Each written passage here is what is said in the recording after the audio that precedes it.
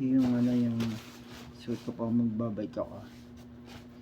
Yung ilan ito, meron siyang zipper dito. Ito lang, dito lang siya.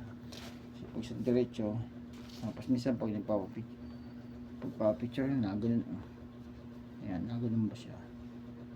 Ayan, maganda yung ganyan. So, ano rin meron tayong dala dito. So, yun nga, malaking bagay na meron tayong ganito. Alam ba yung bahay namin? Tapos titignan mo yung Quezon. Ayan. So luma na siya. Tapos mga bulok-bulok na rin yung mga kahoy. So dyan nadaan yung mga daga sa tabi-tabi dyan. Sa kahoy dyan. And then minsan naman share ko lang yung story. Kapag pag natutulog ako, gagay ako ng yung pangungga. Ginagab ko naman sa kanyang matay ninyo.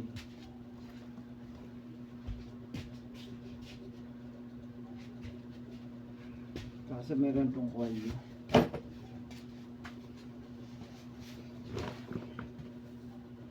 Ganyan. Ayan. Kasi may kwalyo kasi siya. Pag natutulog ako, nakataklob ako. O kaya naman nakataklob na ganun, pa ninja. O kaya naman nakabulet. Kaya naman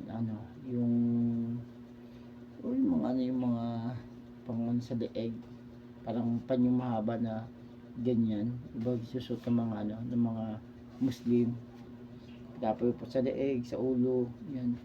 So pag natutulog ako, ganyan ako matulog kasi nga minsan madaling araw naghahabulan yung mga pusa dyan sa bigas sa bubong, tapos merong pumapatak ng mga galing sa yero, sa kahoy. So napupuwing ako. Pangalawa, yung tenga ko ang kati-kati. Kaya laging meron akong cotton buds kasi nga pag naman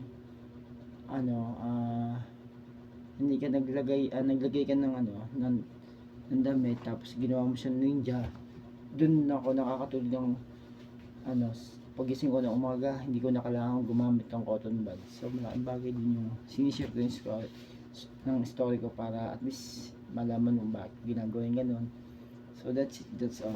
Thank you for sharing my stories. Bye.